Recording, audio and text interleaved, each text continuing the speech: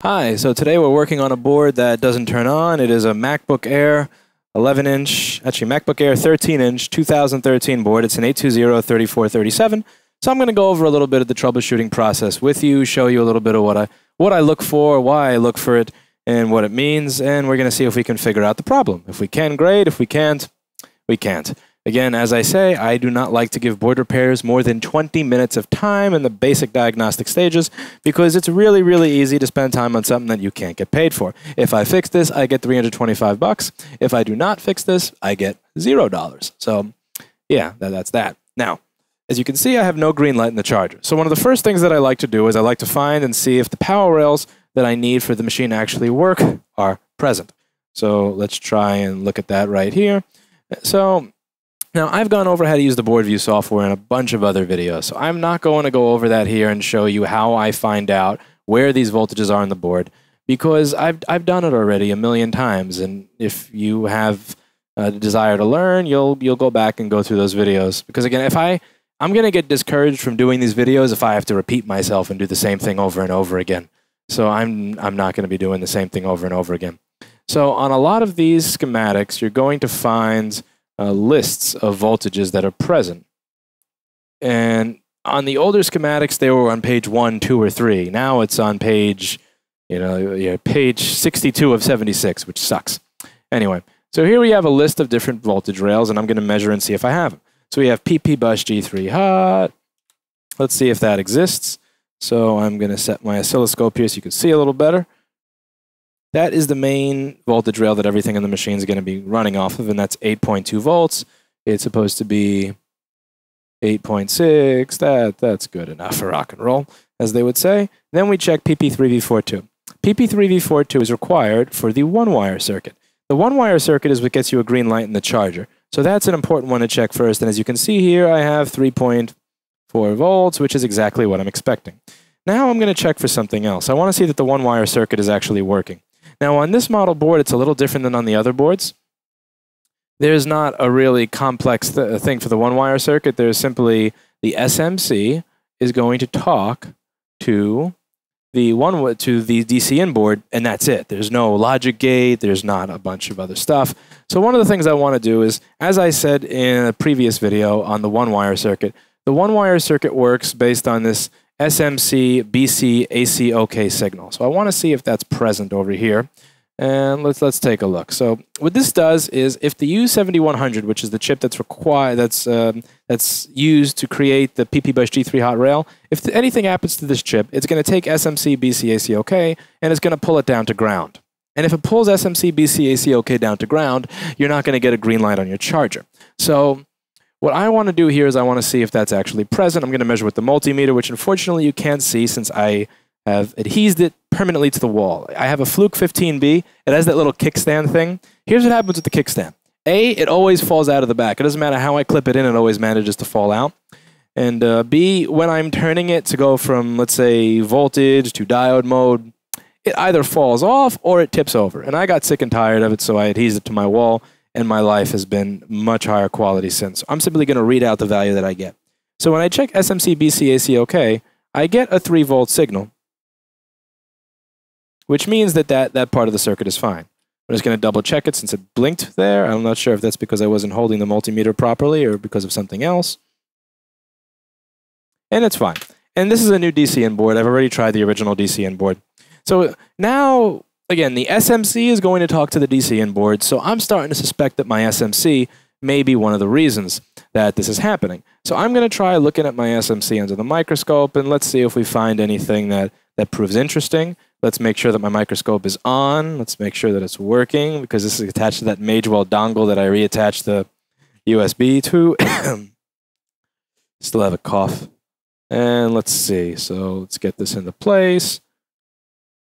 We're focused, as good as we're going to be focused. And yeah, you can tell from some probe points here that we had some liquid come through here for sure. Some liquid came through here for sure. I'm not sure what those two do yet. We're still in the preliminary stages of looking through. Let's get it in perfect focus here for you. That is not from liquid. That's the wave soldering machine fucking up when they manufactured this. We'll go through a little more.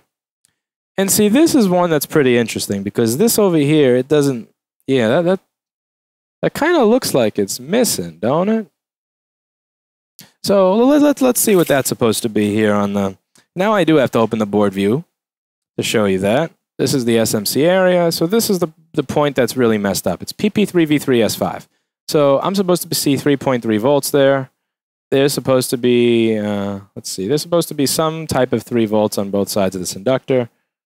That capacitor should have 3 volts at it. And let's see what C5001 is talking about. The C5001 goes to this chip by the SMC. So it goes to U, let's see. Actually, this does go directly to the SMC, not to a chip by the SMC. I'm reading this wrong. And let's see what that reads. Let's get an idea on the voltmeter or the oscilloscope, whatever is easiest to measure with so that you can see. So I'm going to plug this thing in. Let me just get an idea of what you see here so you can see my oscilloscope. Okay. Now, over here, whoa. Okay, so that just moved. That's no good. So at the probe point, I have no voltage. Actually, I have voltage that's very intermittent. Yeah, I touch that, I grab this. No, that's not what it's supposed to be. So let me show you what I just saw on the microscope there when I touched that little area. Let me just try to get it into a little better focus for you. Okay, and yeah, when I touch that, it moves and it rips right off of the board. See, that's no good. That's not what we're looking for. So what I'm going to do is I'm going to find another one of these boards because I'm going to assume that everything on that line is sodomized. Again, one of the things I said is that these boards cost virtually nothing. If you want to do this as a business, you're not going to be buying this crap off of Mouser.com and waiting 2 weeks for it to get there. That is a complete and utter waste of fucking time. Get dead boards that were not originally liquid damaged. That's important. Don't buy boards that are liquid damaged because then everything you're going to need off of it's going to be dead already. Buy these boards so that you can have these little pieces in front of you. Again, for one of the great things here is I don't have to look up the value of that capacitor, the size of that capacitor, any of all, like the size of that inductor. I just look and I see, oh, look, it's dead. Let's replace. So I'm going to knock all that stuff off of the board. I'm not really going to care too much about it.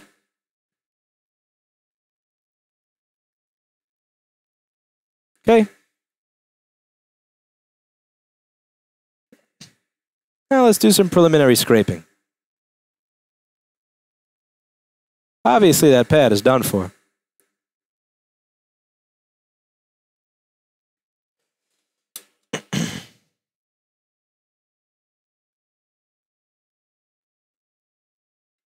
Yeah, let's just clean that up a little bit.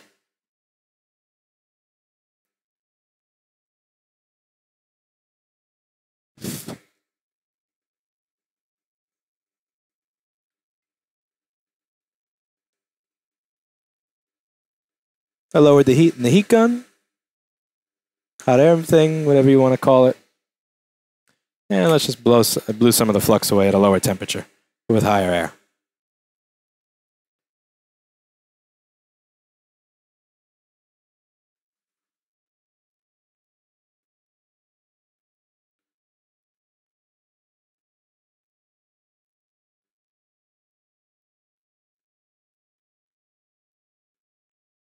Nasty.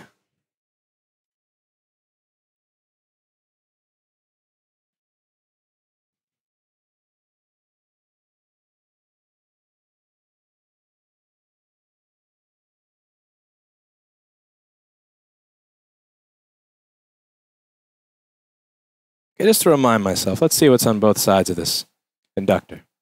So L5001. So that's going from PP3V42 to that cap. Worst comes to worst, I can just run a jumper wire. And then that's solely going from that cap to there. Okay, I have an idea what my plan of attack is going to be. So PP3V42 underscore G3 hot is here. And then it gets turned into something funny for the SMC over here. it goes to this probe point, which I'm probably just going to bypass, and then goes to that capacitor. So I'm probably going to attach this, probably some kind of solder blob from here to here after I put the inductor over here.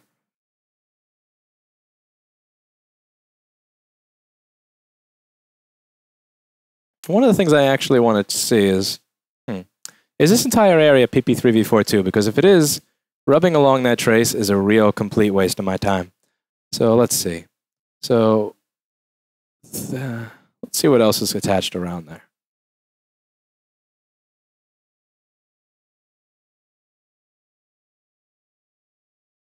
So if I were to scratch that away, what is that? Is this ground? Just get you in a beeping mode here.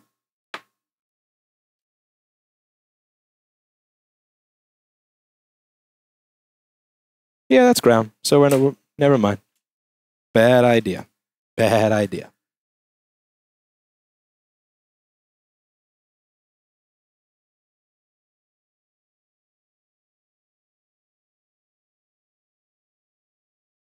All right, I'm slowly getting to the point where I grow tired of ripping away to try to get my pad. So I may just put an inductor there and run a jumper wire.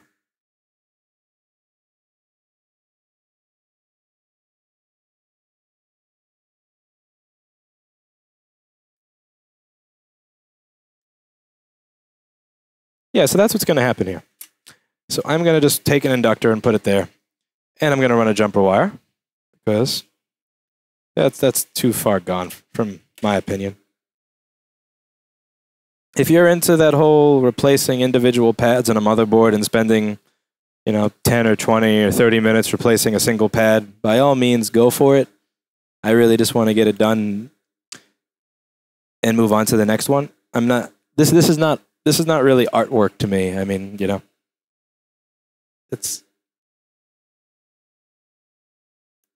you want to do a good job and you want the job to be a lasting job, but again, this needs to be done in a practical manner.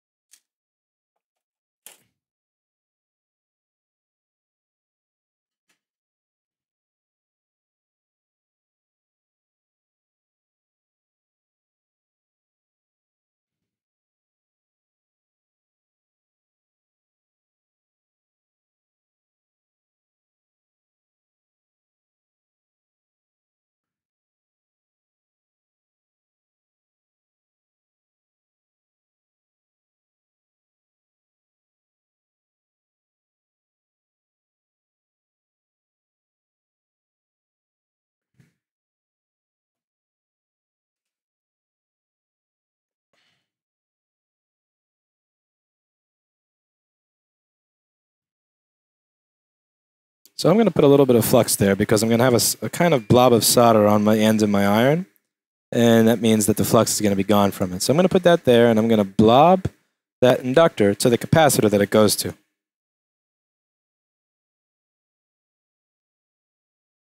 I'm going to hold the inductor down just to make sure it doesn't fly away.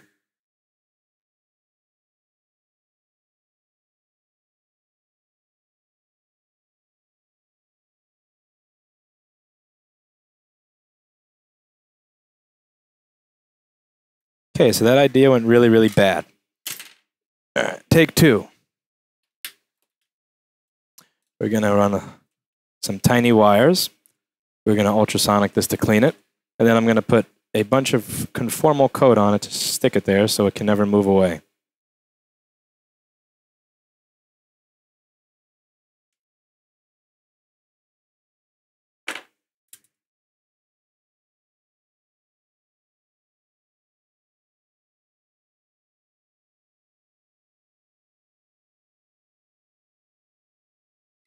Make sure to drop something.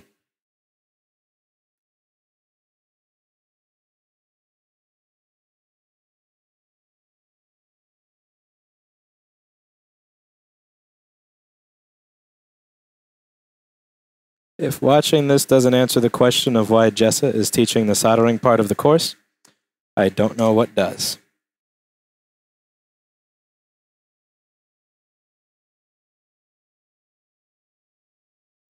Really. Like, this is...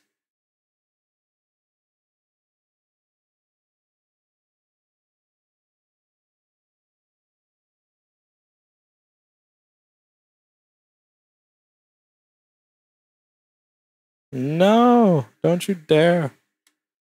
Run away, you little mofo.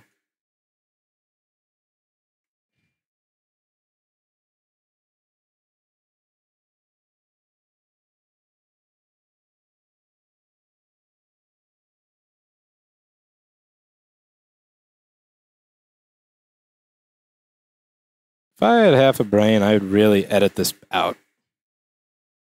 But I don't, so I'm probably going to include all this so you can all laugh. But that's the thing with people who do this kind of stuff online. Like, they don't edit out when they do really stupid shit, or when they do or when something looks really nasty, or when they fuck up at something. Like, they don't edit it. I mean, they edit it, and then you never see it, and then you think that they're just like a genius that gets everything right. And then after you see that, you think, gee, there's no way in hell I can do this. You know, a big problem I'm noticing with the soldering school that I want to do with Jess, a big problem, is that a lot of the people think that you have, you know, you really have to be some type of genius, and you need to have this, like, you know, amazing soldering capabilities, and you need to have this amazing electronics experience. And I'm here to tell you that, you know, after you're done with Jess's part of the course, you're probably better than me at it. You know, in fact, if you're not better than me at micro soldering after Jess's part of the course, then that's just kind of sad. Because, you know, after 2 or 3 days of Jess showing you how micro soldering is done, you should be able to kick my ass.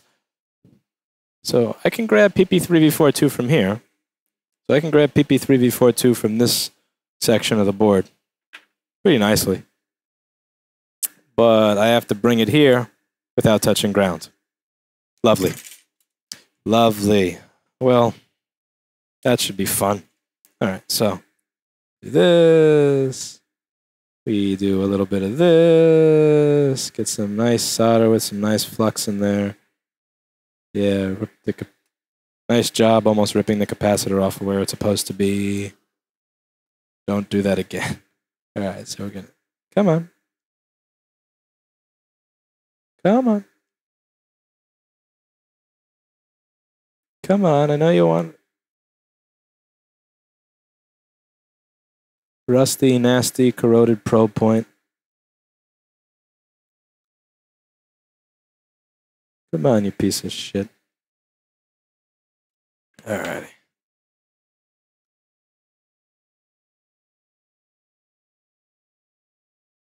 Okay, we're just gonna... This is a really big via here, so...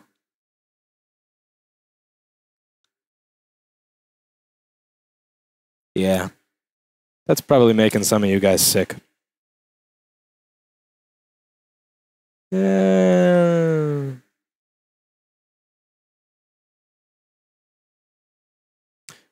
What makes you sick, I find beautiful. Because that's a nice big space to put my wire. This is what we call practical right here. Might as well move that little capacitor that I almost kicked off of the board back into place.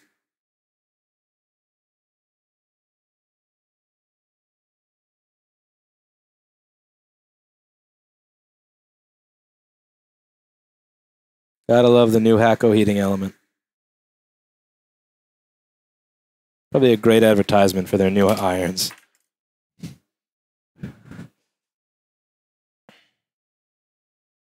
Okay, let's get a wire that reaches now.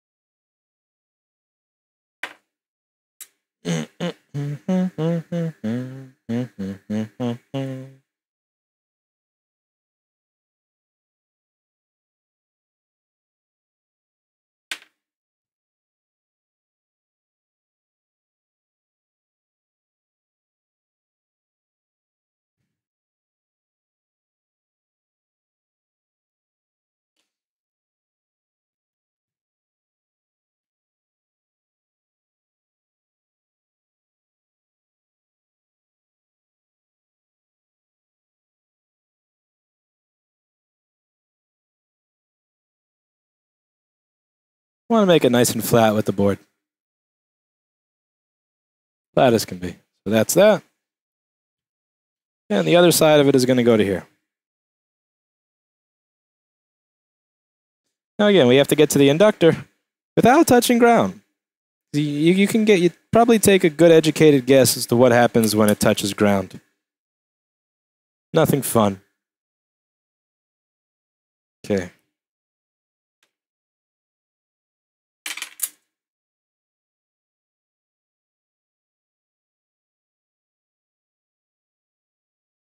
You can always make that a little nicer later. Main important thing is seeing if this actually fixes it. Ugh. All this dust sticks to the end of the nozzle, flex nozzle. Okay, we do that.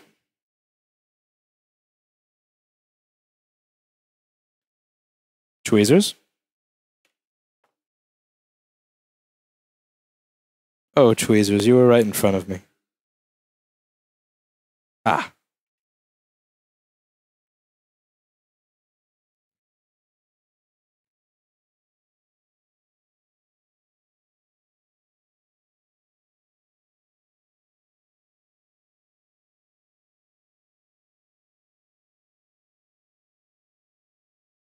Okay, so we escaped ground. Now let's see if we've made any progress. It's nice to make progress.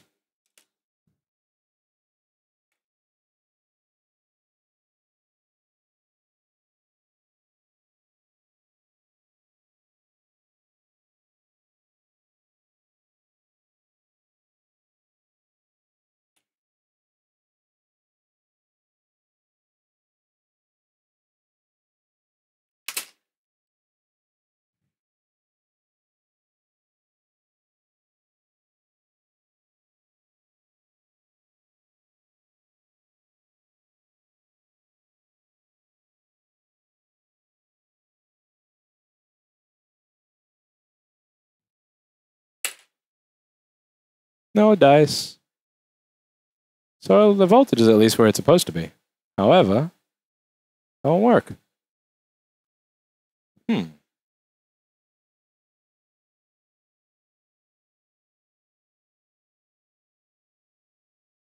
there any place else that's supposed to go?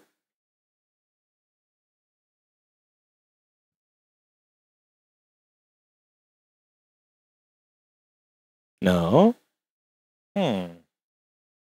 Any other traces that look nasty?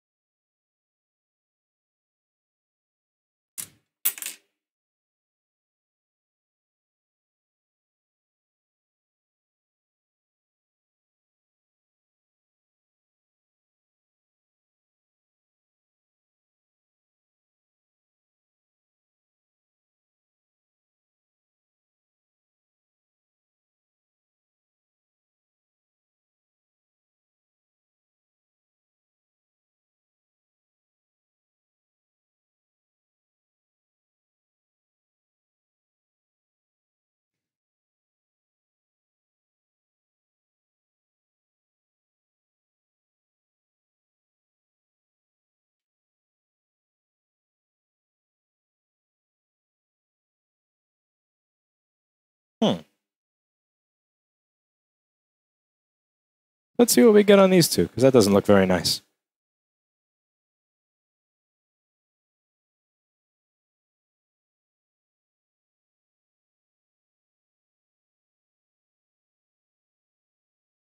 Nothing. Something. Something. But on the actual trace line, see nothing.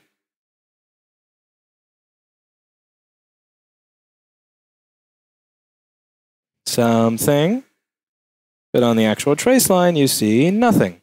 Okay, so let's reattach those, and let me also show you what it is I'm looking at over here. So, you know, right over here, I remember where I had scratched away a little bit before? So this is for SMC, let's see. That's SMC TMS, SMC TDO.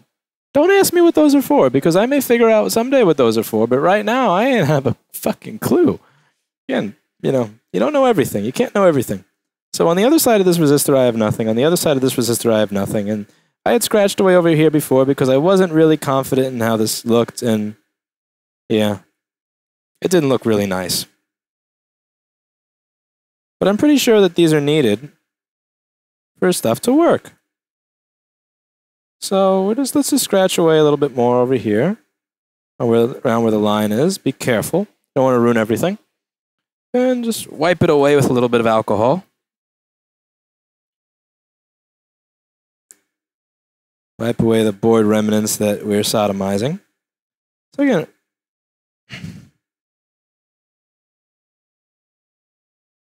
oh boy.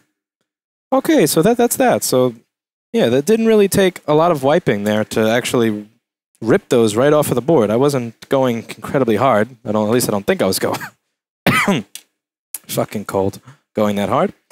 So let's. But that very quickly answered the question.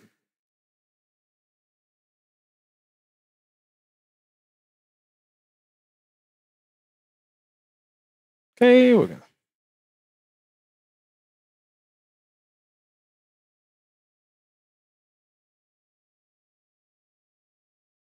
All right, so the top one I'm pretty happy with.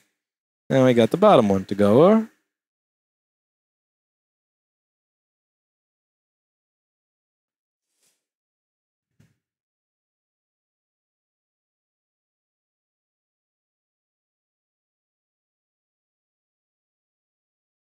So first thing first, let's just get resistors on there.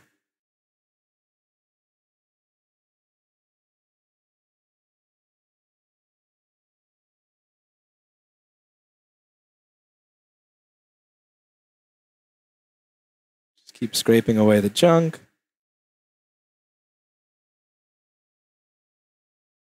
Okay, and we remove the pad altogether. Beautiful. Lovely, lovely work. Lovely work today. Anyway, I don't really care about that pad since I'm probably going to have to reattach it to that via anyway. So let's find a board. Here we go. Take those two little resistors and put them on. And then we're going to run a wire, or try to run a wire, directly from the resistor to whatever trace piece is left on the motherboard. And that should be fun.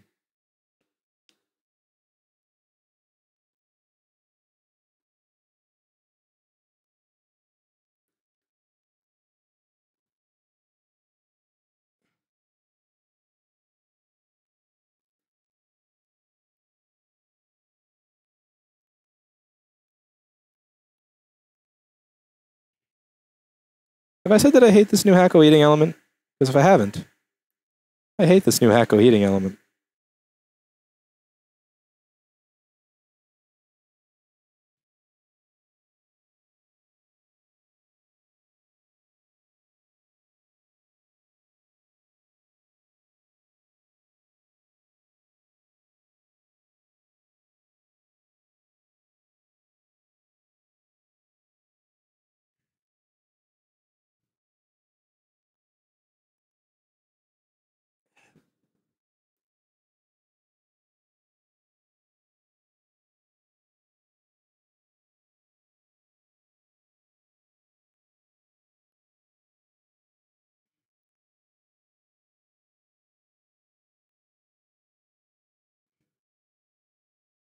Seriously, you turned off.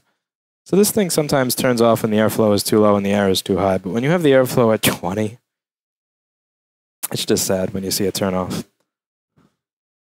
This thing is working like an IOE.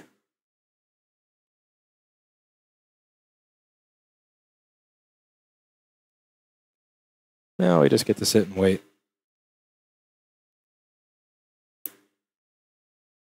And I flicked it off the board. Great. Another one. Another one.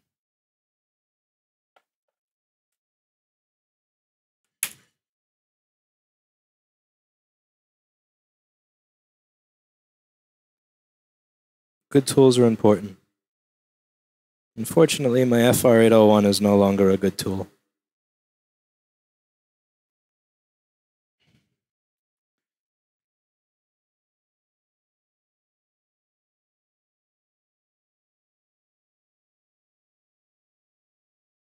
Come on, melt solder.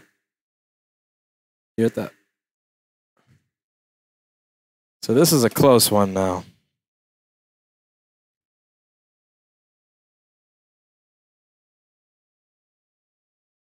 I'm just scratching off flux, but what I need to do is scratch away at that via, solder a wire to that via, and put it to that resistor. Solder a wire to that, whatever's, once I scratch away that and put it to that resistor. This is not going to be an easy one. We're working a...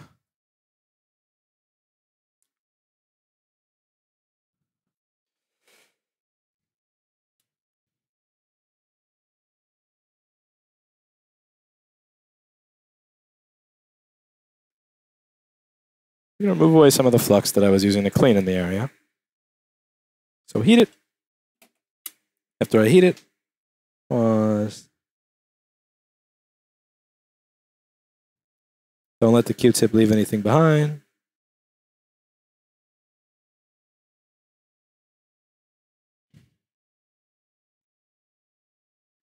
Okay.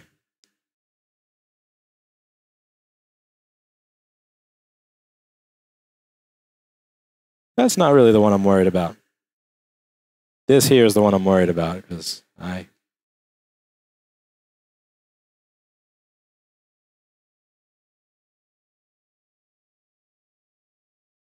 can't really see much of it anymore.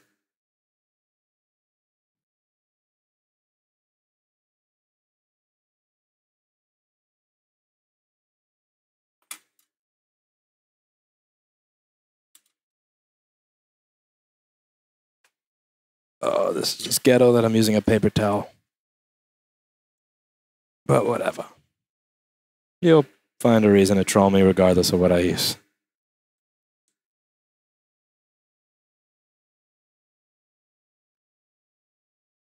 Hey, paper towel does a pretty kick-ass job. My ESD safe sparkle paper towels that I buy on Amazon. That's what you want to use. Okay.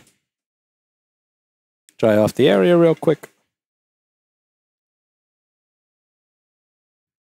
And now we go into my least favorite part of this job, which is running small little jumper wires that you... I hate jumper wires. They're the worst. I don't get how people can like doing this shit. Turn the air filter up.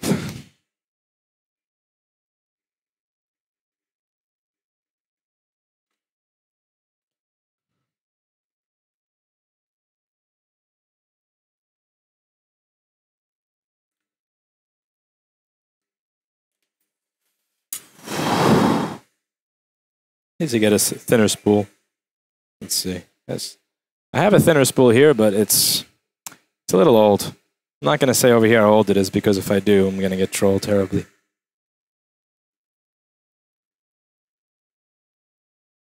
Okay, see that? That's what I want. A little bit on there, a little bit on the resistor, a little bit on the resistor. I don't need a lot to catch it. I just need a little bit. I'll make it work with a little bit. Okay, but you know what? I'll go for a little bit more.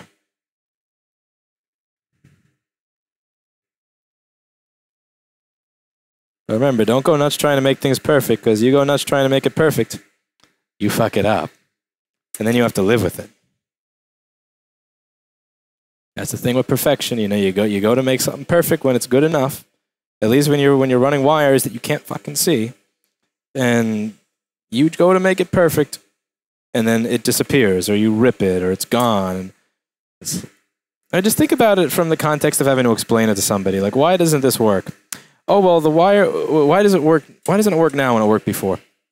Well, the thing is, the wire was actually there, but I needed to make it look perfect. So now you have a machine that's totally dead. I'm sorry. Give Apple $750. Well, what would have the difference been? Oh, well, this little wire that's about a quarter of a fucking millimeter. Well, I wanted it to be aligned right. So yeah, that's what it was. Just think of it in terms of if you were explaining it to somebody that now has to give Apple $750 or $850 or whatever bullshit flat rate they've got going. But when you think of it in those terms, it's really easy to stop being a perfectionist. Because the thing is, being a perfectionist, you know, it's not about the customer. A lot of people think that it's about the customer. It's about people's desires to please themselves and things that bother them. It's really, I don't mean this in a mean way, but when you do that shit, it's not about the fucking customer. You're doing it for yourself. And when the customer gets screwed over by your OCD, you know, that sucks for them.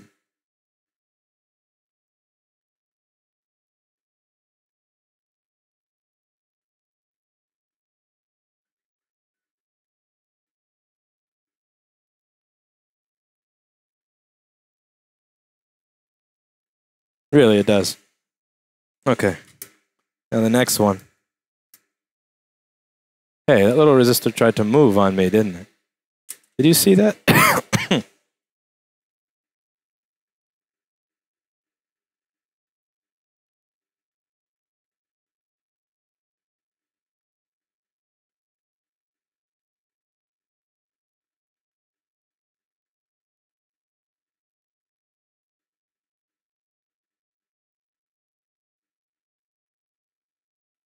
I doubt I'm even melting solder with this piece of crap.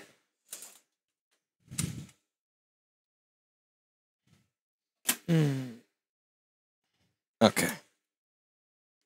That HAKKO is going to get fired very soon.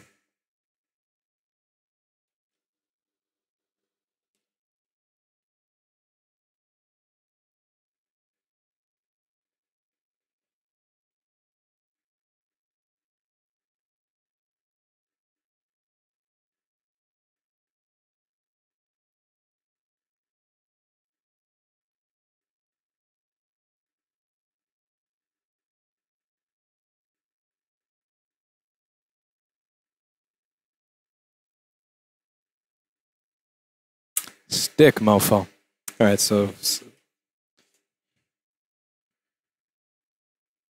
now for not wire number 2.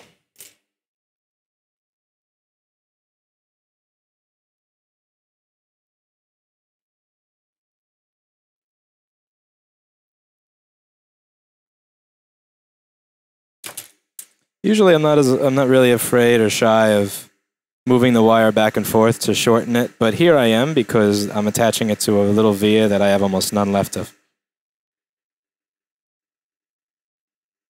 Oh shit. Okay, I know you got, I know I'm going to look back at this and laugh later, but I have no idea where that wire went. I cannot see it anymore. I went to solder it down and it's fucking gone. It disappeared. It Houdini'd.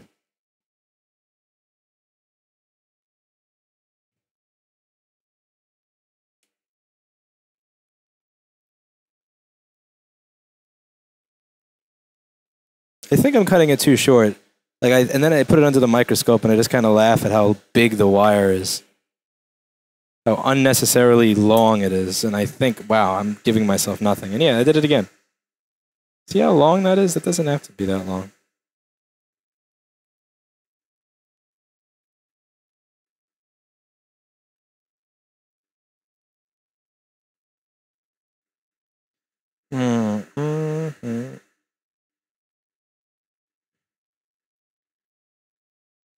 By the way, the amount of time I'm taking to do this, just so we're all on the same page, is completely unacceptable.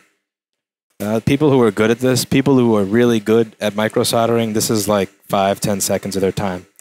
The only reason this is taking so long is because I'm garbage at it. Just so we're on the same page, because I don't want you to think that if you're going at the same pace as me with this job, that like you're doing it good. I don't want to give you that false hope. If you're moving at my speed, you suck. And I'm sorry, but it is what it is.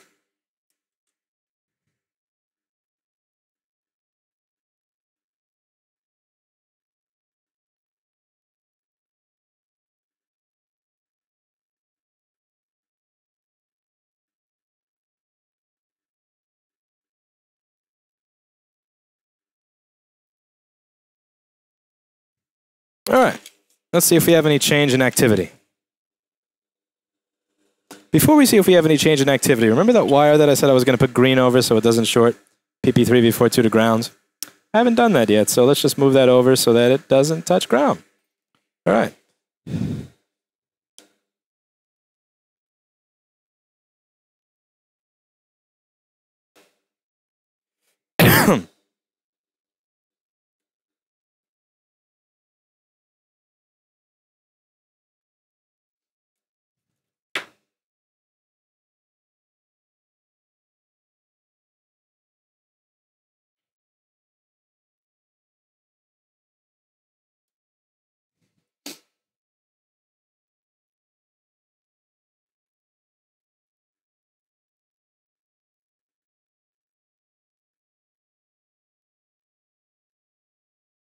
Let's tilt this so I can see it a little bit.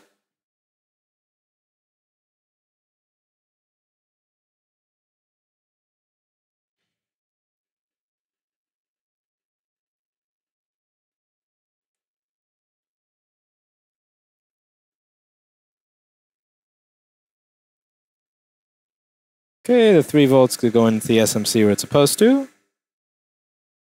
That pull-up resistor is 3.4 on one side of the line.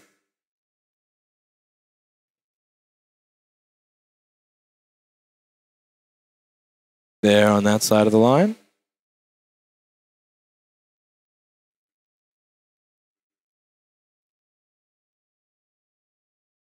And that's now present where it was not present before. Beautiful.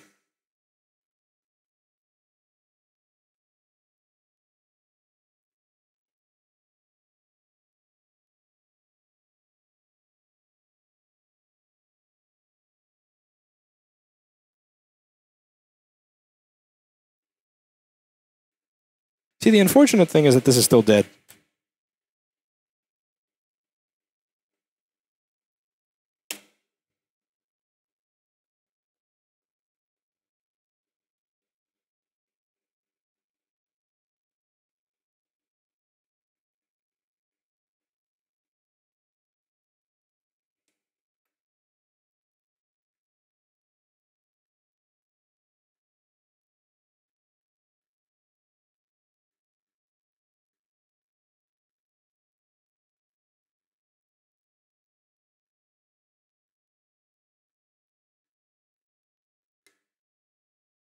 Let's see what else we have here. So there's another line that looks particularly bad.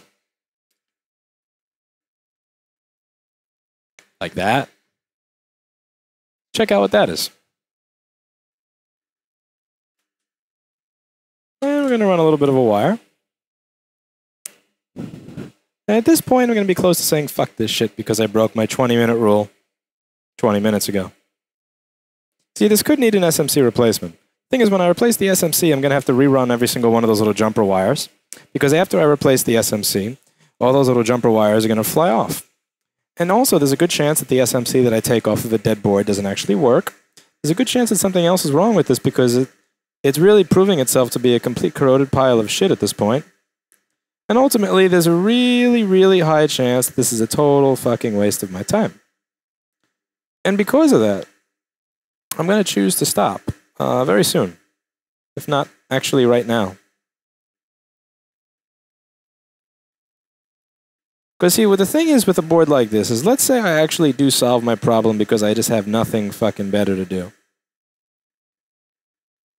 You know, there could be another one after that, and another one, and another one, and another one, and you never really finish. You never really actually get done with it, and you got all these other things that you could have done that you didn't do because of one bullshit-ass board. And I try to avoid that as often as I can.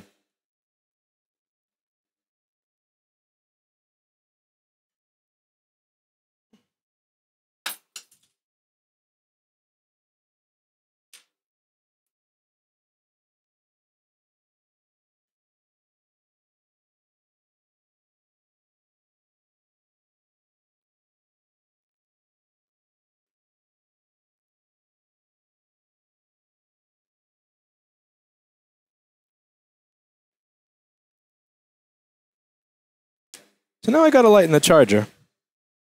See over there? So I got to lighten my charger, but it's dead. And, you know, again, there are probably some things I could do to figure this out and fix it. But we're at 48 minutes and 48 seconds, and all I have found so far is not like it's just one little thing. All I have found evidence that it's never going to end, that there are so many little traces over here that are probably fucked. That it really is getting to be close to the time that I say fuck this. Okay. Yeah, so we got probably, so I just did that one over here. Might as well clean that a little, make it look a little nicer.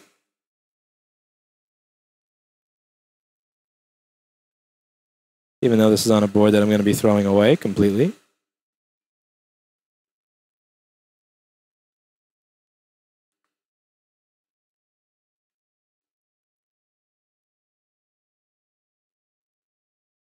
Yeah, so we have trace, trace, trace, trace.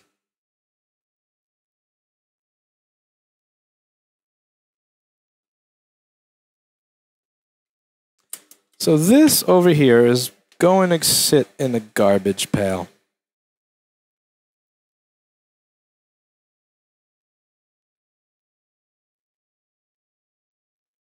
You know what I might do, just for the hell of it? I might reflow the SMC and see if that fixes anything. Get my... Because there may be... Obviously, there's enough evidence that a lot of water got over there, and that water could have caused corrosion under it.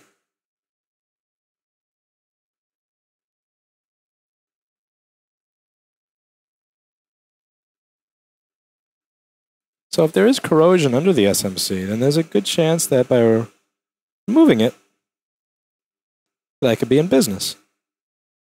Because at least we're seeing improvement. Like again, before I had no light. Now I got a light. Light is pretty cool.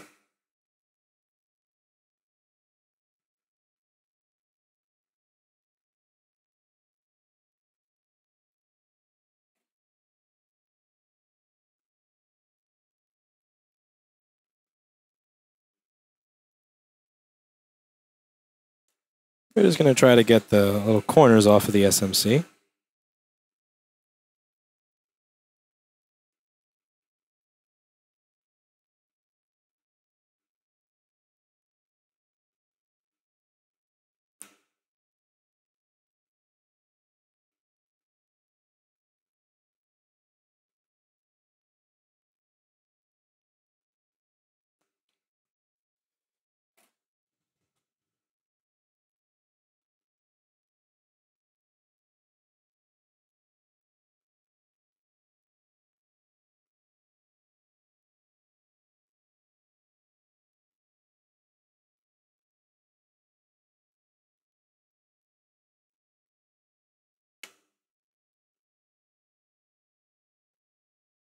Hey, there's fuzz on my shirt.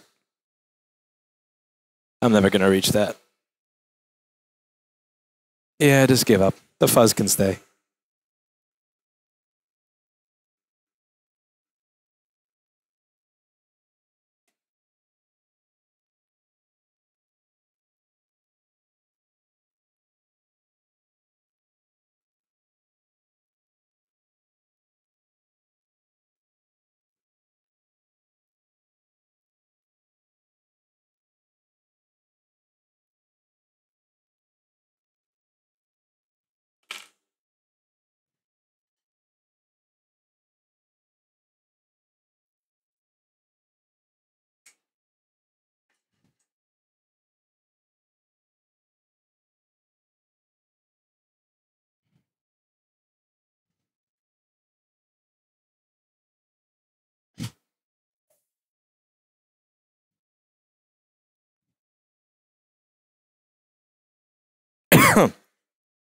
Kester 951.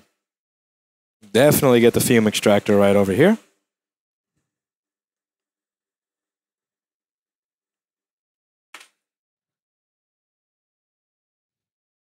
You should stay out there for a minute. You should stay out there for a minute. You should stay out there for a minute. This I don't like the smell of, so.